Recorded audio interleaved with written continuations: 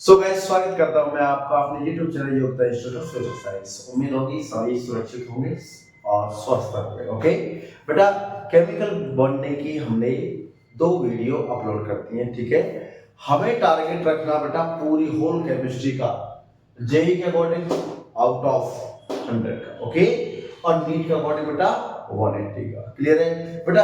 एक आपसे थोड़ी सी रिक्वेस्ट है कि जो भी चैनल पर आए बेटा कंप्लीट देखा करो वीडियो। ओके, आप अगर अधूरे में छोड़कर जा रहे हो, मैं गारंटी से कह रहा हूं आपको समझ में नहीं आने वाली है। ठीक है, क्योंकि कंसेप्ट जो चलता है ना बच्चों, तो कंसेप्ट एक कोर तक जाता है। ये नहीं कि ओवरव्यू देखा और आप चले गए।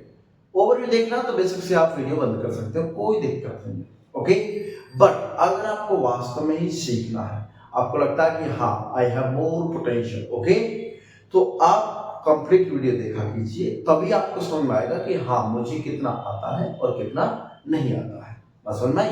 और नोट्स प्रॉपर बनाए, जो भी यहाँ समझाया जाए, जो भी कंसेप्ट आपको क्लियर किया जाए बेटा, साथ में उसके नोट्स बनाओ। और नोट्स बनाने के बाद एक बार रिवीजन करने के बाद उसके क्वेश्चन प्रैक्टिस करो जितने हो सके। बुक मैं बता देता हूँ, MS चौहान ले लीजिए, जेई नीट दोनों के लिए, या GRB पब्लिकेशन की कोई बुक ले लीजिए। Clear point? तो ये दोनों बुक बहुत ही बेस्ट है, बहुत सारे ढेरों क्वेश्चन इसमें गिवन है। ठीक है, तो ये दोनों बुक आप परचेज कीजिए। ठीक है, और अगर किसी को ये है कि डाउनलोड करनी है तो मैं डिस्क्रिप्शन में उसका लिंक दे दूंगा। ठीक है, बुक्स का, आप वो बुक वहां से डाउनलोड कर लेना बेटा। ठीक है, GRB और MS चौहान ऑर्गेनिक के लिए। ठीक है, और सेम इनऑर्गेनिक के लिए मैं आपको सजेस्ट करूंगा बेटा जेम्स हुई। ओके, उसका भी मैं लिंक दे दूंगा, जेम्स हुई का। ठीक है, तो वो बुक भी आप डाउनलोड कर लीजिए। क्लियर है? साफ नोट्स बनाइए और उसकी प्रैक्टिस करते रहिए। क्लियर बेटा? चलिए, आज हम अपना थर्ड लेक्चर स्टार्ट करने वाले हैं केमिकल बॉन्डिंग का। ठीक है, इंपॉर्टेंट रहने वाला, पहले बता रहा हूं। ठीक है, चलो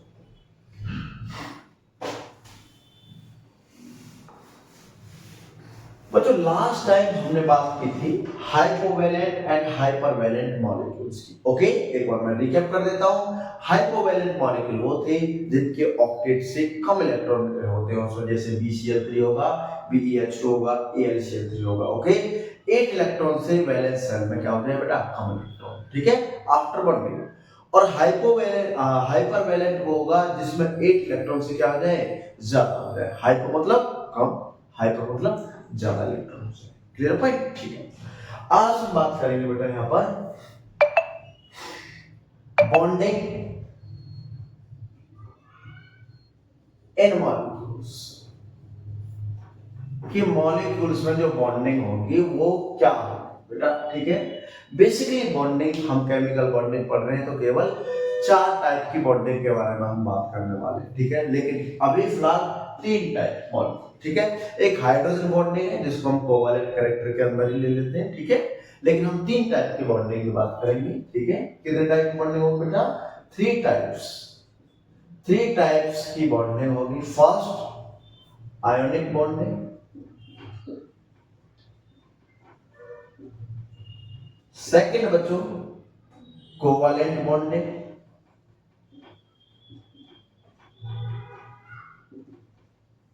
and third one is coordinate bonding.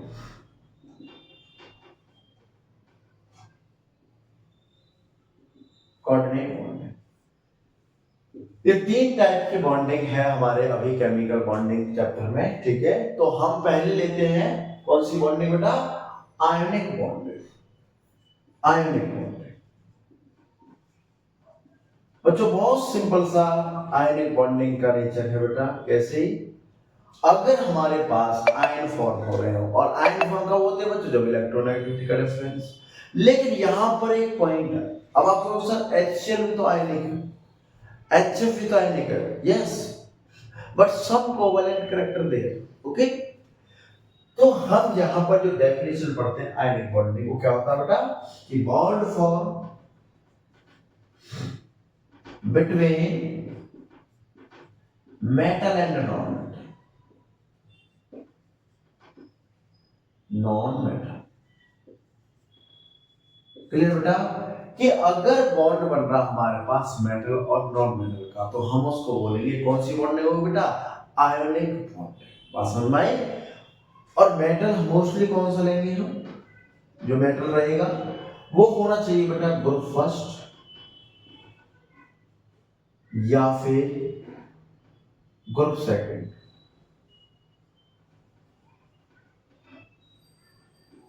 Clear. Group first को बोलते हैं अल्काइल मेटल, ग्रुप सेकंड को बोलते हैं अल्काइल अर्थ मेटल। क्लियर। इन दोनों में से किसी भी ग्रुप का एलिमेंट चलेगा। ओके ठीक है। नॉन मेटल क्या है, नॉन मेटल तो आप जानते ही।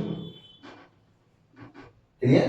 जैसे ऑक्सीजन हुआ, नाइट्रोजन हुआ, फ्लोरीन हुआ, क्लोरीन, ब्रोमीन, आयोडीन, सारे क्या बेटा नॉन मेटल। ओके। अगर इनसे बॉन्ड बनता है तो हम कह देंगे दैट इज आयन। दूसरा पॉइंट क्या कहते हैं, electronegativity difference. Difference of electronegativity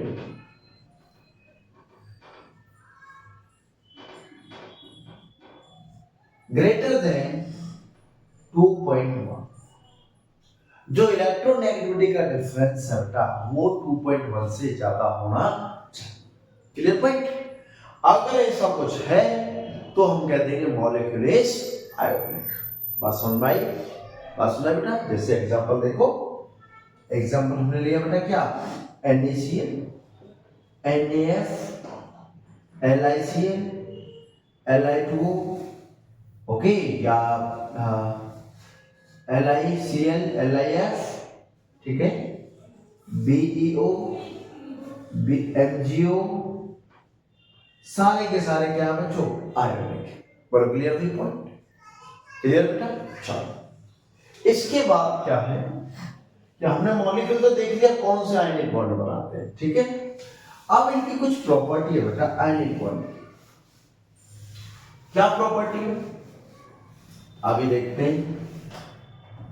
property of ionic bond. Okay क्या चीज है बच्चों, property of ionic bond.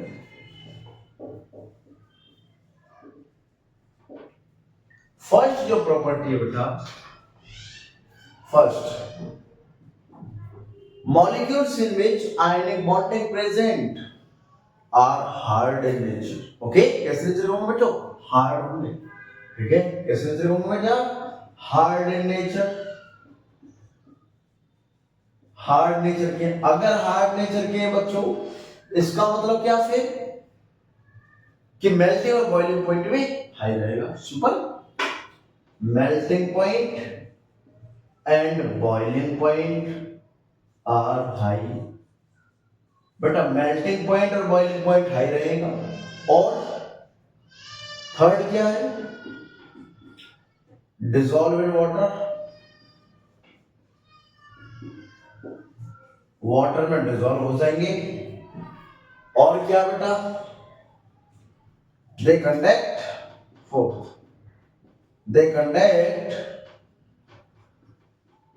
Electricity in aqueous form। बच्चों ध्यान रखना है कि आयनिक मॉलिक्यूल एक्वस फॉर्म में ही इलेक्ट्रिसिटी कंडक्ट कर सकते हैं, सॉलिड फॉर्म में बिल्कुल नहीं करने वाले। रीजन क्या होगा, रीजन ये है कि अगर वो सॉलिड रहा, मानो NaCl है, अगर ये सॉलिड है और एक एक्वस में NaCl है, Na+Cl नेगेटिव। रीजन ये है क्योंकि एक्वस फॉर्म में उसकी आयन फ्री है, लेकिन सॉलिड फॉर्म में वो पैक है। तो बताइए इलेक्ट्रिसिटी पास करने के लिए किसकी जरूरत है, आयंस की जरूरत है ना, आयन जरूरत। बेटा अगर इजीली आयन डिसोसिएट हो गया, अच्छे से घुल गया वैसे, तो उसमें से इलेक्ट्रिसिटी पास, और अगर वो ढेर रहा तो नहीं होगी। जैसे एक एग्जांपल देता हूं, मानो नमक का ढेर है बहुत सारा ऐसे, ओके। अगर मैंने बोर्ड में, जो अपना बोर्ड होता है इलेक्ट्रिकल बोर्ड, उसमें वायर लगा के यहाँ लगा दिया और टेस्टर से चेक किया, बेटा सॉलिड फॉर्म में आपको इलेक्ट्रिसिटी नहीं मिलने वाली। लेकिन अगर आपने पानी डाल दिया थोड़ा सा और तब लगाया टेस्टर, तो उसमें लाइट इंडिकेट होगी, और लाइट इंडिकेट का हमें इंडिकेशन करती है कि उसमें से इलेक्ट्रिसिटी पास हो रही है। बोलो क्लियर। यस और नो? चलो बात समझ आ गई, वेरी गुड। इसमें से इलेक्ट्रिसिटी पास होगी, इसमें इलेक्ट्रिसिटी पास नहीं होने वाली बेटा, ओके। और क्या बेटा, fifth condition, they are brittle in nature. बेटा ब्रिटल नेचर को होते हैं, मतलब अगर जैसे ये देखो ध्यान से देखना, ये है ओके ब्रिटल नेचर। अगर मैं इसको ऐसे तोड़ता हूं तो क्या होगा, ये इधर उधर उधर फैल जाते, सारे में फैल जाते। जैसे शीशा टूटता ना, कांच अपना जैसे टूटा ग्लास तो एकदम बिखर जाता, ऐसे दैट इज ब्रिटल नेचर। समझ में आई? यस। तो ये होते हैं कौन से मॉलिक्यूल बेटा, आयनिक मॉलिक्यूल्स में ये चीज होती है। बात समझ में आई? यस। नेक्स्ट देखिए, अगर बच्चों इन मॉलिक्यूल्स को मैं पानी में डिसॉल्व करता हूं तो ये डिसॉल्व तो हो जाते हैं, लेकिन डिसॉल्व करने पर एक एनर्जी रिलीज होती है, ओके। उस एनर्जी को क्या बोलते हैं, दैट इज, अगर वो वाटर है तो उसको बोलेंगे हाइड्रेशन एंथैल्पी, ओके। और एक लैटिस फॉर्म होने के लिए जो एनर्जी रिलीज होती है उसको बोलते हैं लैटिस एनर्जी। इसमें कुछ एनर्जी इन्वॉल्व रहेगी, ओके। अभी बात करते हैं उसकी, लेकिन उससे पहले थोड़ा सा हम ये देखते हैं, कुछ मॉलिक्यूल होते हैं आइसोमॉर्फिज्म। ये प्रॉपर्टी क्या है, ओके, कि आइसोमॉर्फिज्म है क्या, ठीक है। देखो आइसोमॉर्फिज्म बेटा ऐसा मॉलिक्यूल जिसका A प्लस और B नेगेटिव, ये दोनों है जो है आयंस है, अगर ये आइसो इलेक्ट्रॉनिक हो, क्या हो बच्चों, आइसो इलेक्ट्रॉनिक हो, ओके। बहुत सारा आइसो इलेक्ट्रॉनिक, ये दोनों ही आइसो इलेक्ट्रॉनिक हो, A प्लस और B नेगेटिव दोनों ही अगर आइसो इलेक्ट्रॉनिक है तो हम उस मॉलिक्यूल को AB को क्या बोलेंगे, आइसोमॉर्फिज्म। बोलो क्लियर? यस। हाँ देखो किसी, अगर मेरे पास एक एग्जांपल मैंने लिया MgO, ओके। आपको ये पता है कि Mg 2 प्लस में रहेगा और O बेटा 2 नेगेटिव में। बच्चों Mg अगर 2 प्लस में तो कितने इलेक्ट्रॉन हो गए, 10 इलेक्ट्रॉन, क्योंकि मैग्नीशियम का एटॉमिक नंबर कितना बेटा, 12 प्लस 2 चार्ज है, 2 इलेक्ट्रॉन निकाल दो, कितने रहेंगे 10, दैट इज 10। ऑक्सीजन का एटॉमिक नंबर कितना, 8, 2 इलेक्ट्रॉन उसमें ऐड कर दो, कितना हो गया बेटा 10 इलेक्ट्रॉन। बोलो 7 electron iso electronic, yes. Next देखो NaF और NaCl, which one is isoelectronic?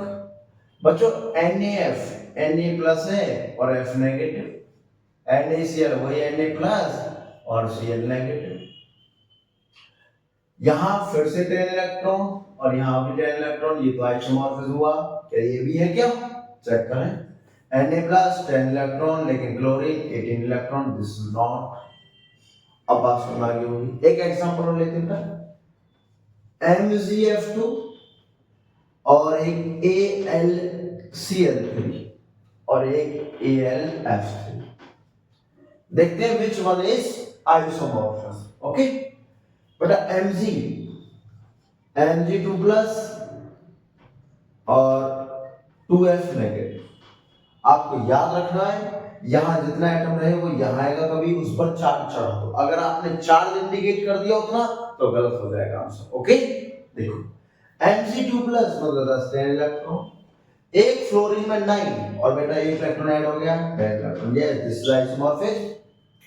AlCl3 बेटा एल्यूमिनियम प्लस 3 और 3Cl नेगेटिव। एल्यूमिनियम प्लस 3 में मतलब 10 इलेक्ट्रॉन, क्लोरीन नेगेटिव मतलब 8 electron, this is not. AlF3 aluminium plus 3 plus 3F negative, बेटा 10 electrons और यहां भी 10 इलेक्ट्रॉन, तो दिस इज आइसोमॉर्फिज्म। तो इनमें से बच्चों दो मॉलिक्यूल ऐसे थे जो आइसोमॉर्फिज्म का एग्जांपल है। बात समझ में आई?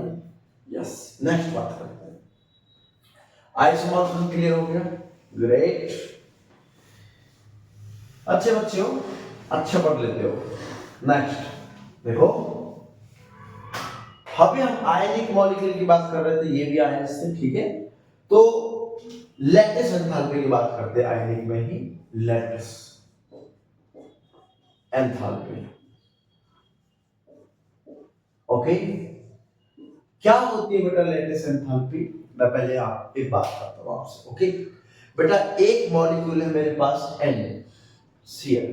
ओके, ये बना कैसे होगा? Na प्लस और Cl नेगेटिव, और ये होता बेटा सॉलिड में, और इनसे रिएक्शन करने के लिए बात सुनाई। जब एक मोल या एक मॉलिक्यूल NaCl का बनता है, किससे? आयन से, तो इसके बनने में इनसे इसको बनने में जो एनर्जी रिलीज होती है, that is called lattice enthalpy. बात सुनाई कि NaCl हुआ, माइनस में Le रिलीज हो गई, इसको बोलते हैं लैटिस एंथैल्पी। कि एक मॉलिक्यूल लैटिस का बनने में जो एनर्जी रिलीज होती है, that is called lattice enthalpy. बोलो क्लियर पॉइंट? ठीक है। अब ये ऐसे नहीं कि सिंपल ऐसे हो जाएगा, थोड़ा सा इसमें क्या है बेटा, प्रॉब्लम आने वाली है, लेकिन ध्यान रखना, सॉल्व करें। देखो, अब Na गैस में तो होता नहीं है, क्लोरीन गैस में होता है। ओके, तो अगर मैं ये कहूं कि Na मेरे पास सॉलिड है और क्लोरीन बेटा मेरे पास में क्या है? Cl2 गैस, और ये भी 2 मॉलिक्यूल है। ठीक है, अब सॉलिड से पहले मुझे इसको गैस में कन्वर्ट करना है, Na गैस।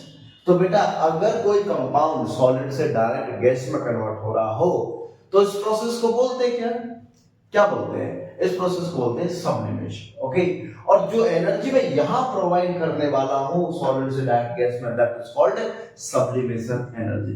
क्या ये एनर्जी ऐड होगी इसमें? Yes, del H sublimation. इसके बाद मुझे इस मॉलिक्यूल को, जो भी यहां पे Na गैस बना है, इसको आयन में कन्वर्ट करना बेटा, इसमें Na+। तो क्या करना पड़ेगा? मुझे इसमें एक एनर्जी देनी पड़ेगी जिसका नाम है आयनाइजेशन एंथैल्पी। ओके, तो हम इसको भी ऐसा लिख सकते हैं, del H ionization enthalpy. Okay, और ये बनेगा बेटा क्या? Na+ gas. बड़ा क्लियर? बड़ा क्लियर? यस, ठीक है।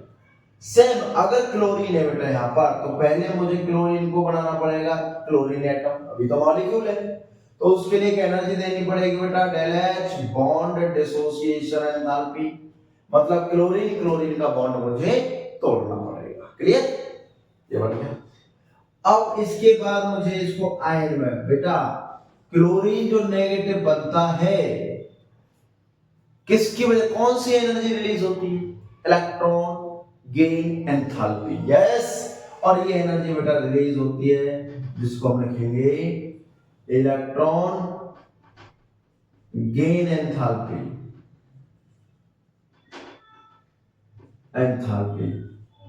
और इसको डेल HEF भी लिख देते हैं बेटा, electron affinity. Okay, electron affinity. Clear बेटा? और अब क्या होगा बेटा? Cl दोनों का plus bonding, that is NaCl। बोलो समझ में आई प्रोसेस? इसको बोलते हैं बच्चों born Haber cycle. Okay, lattice अपना ये बना यहां पर नीचे देखिए, दिस इज सॉलिड, लैटिस ये है। ओके, आयन ये रहे यहां पर, और ये क्या, कौन सा साइकिल बोलते हैं इसको? बॉर्न हैबर साइकिल बोलते हैं, कि यहां से ये बनना, यहां से बनना। और लैटिस एनर्जी अगर हम इसमें निकालते हैं, del H lattice enthalpy equal to, बेटा जो एनर्जी ऐड की गई है उनको प्लस में रखूंगा, और जो एनर्जी रिलीज हुई है उसको माइनस में। जैसे डेल एच सब्लिमेशन ऐड की गई है, डेल एच सब्लिमेशन ऐड हुई है, प्लस आयनाइजेशन एंथैल्पी ऐड हुई है, plus del H bond dissociation enthalpy add हुई है, और माइनस इलेक्ट्रॉन एफिनिटी। ये यहां से यहां लिख देते हैं बेटा, माइनस डेल एच ई, ये इसमें से रिलीज किया। अब निकलेगी हमारे पास टोटल आयनाइजेशन लैटिस एंथैल्पी की वैल्यू। बात समझ में बेटा, कि एक मोल जो एनर्जी रिलीज, क्या आप ये जानते हो कि इनमें से नेगेटिव कब हो सकता है, लैटिस एंथैल्पी नेगेटिव कब होगी, मतलब एनर्जी रिलीज कब होगी, जब ये वैल्यू ज्यादा होगी। बस भाई एफिनिटी ज्यादा होगी क्लोरीन की तो जल्दी होगा, क्योंकि वो सोडियम से उतनी जल्दी इलेक्ट्रॉन की तरफ अट्रैक्ट करने की हिम्मत रखेगा। Clear point? यस और नो? चलो यहां से लैटिस एंथैल्पी को हम देखेंगे। अब हम एक फॉर्मूले से देखेंगे कि हमारे पास अगर 4-5 मॉलिक्यूल रहे तो बताइए लैटिस एंथैल्पी हम कैसे मॉलिक्यूल की कैलकुलेट कर सकते हैं। बेटा लैटिस एंथैल्पी देखिए, अभी जो मैंने आपको बताया था कि lattice enthalpy inversely proportional to radius of cation या फिर रेडियस ऑफ एनायन। ओके, जितना ज्यादा कैटायन का पार्ट छोटा रहेगा उतनी ज्यादा उसकी क्या रहेगी, लैटिस एंथैल्पी। ओके, एग्जांपल देखिए, अगर हम बात कर लो बच्चों LiF, LiCl या LiF, NaF, KF और RBF, तो सबसे ज्यादा स्मॉल साइज किसका बेटा, स्मॉल साइज है बच्चों फ्लोरीन का, सॉरी लिथियम का। इसके बाद high size sodium, then potassium, then rubidium. तो साइज अगर इसका स्मॉल है, रेडियस भी इसकी स्मॉल होगी, और रेडियस अगर स्मॉल है तो लैटिस एंथैल्पी इसकी हाई रहने वाली है। बोलो क्लियर? यस। तो क्या आंसर आएगा, LiF की high, then NaF, then KF और देन RBF। बोलो क्लियर? क्लियर बच्चों? यस और नो? Very good. ये हमने निकाला लैटिस एंथैल्पी। सेम ऐसे ही अगर मेरे पास में LiF और CSF है तो किसकी है बेटा, तो भी इसी की जाता है। अगर मेरे पास में LiCl या CSCl है तो किसकी ज्यादा, CSCl, तो भी इसकी ज्यादा। क्लियर? कैटायन पार्ट की रेडियस जितनी स्मॉल रहेगी लैटिस एंथैल्पी उतनी ही ज्यादा रहने वाली है। बोलो क्लियर हुआ पॉइंट? यस और नो? Yes, very good. चलो नेक्स्ट देखते हैं इसमें हाइड्रेशन एंथैल्पी। अगर बच्चों वाटर मॉलिक्यूल में या वाटर सॉल्वेंट है, वाटर क्या बेटा, सॉल्वेंट, वाटर क्या है, सॉल्वेंट। ओके, वाटर सॉल्वेंट है और क्या किया गया इसमें, प्लस आयनिक मॉलिक्यूल इसमें ऐड किया गया और बन गया सॉल्यूशन। क्या बना बेटा, सॉल्यूशन। क्लियर? वाटर सॉल्वेंट लिया और आयनिक मॉलिक्यूल इसमें डिसॉल्व किया तो सॉल्यूशन बना। तो बच्चों एक क्या, -C एनर्जी रिलीज होगी इसके इसमें घुलने पर। ओके, आयनिक मॉलिक्यूल को जब हम वाटर में डाल घोलेंगे तो एक एनर्जी क्या होगी बेटा, रिलीज होगी, और उसी रिलीज एनर्जी को बोल देते हैं हम hydration enthalpy.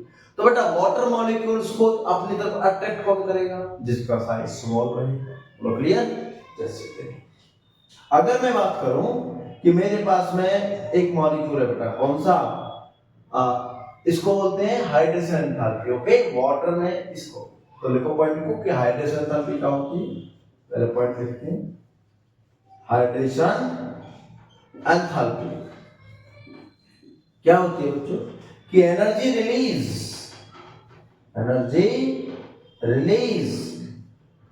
When ionic molecule dissolve in water.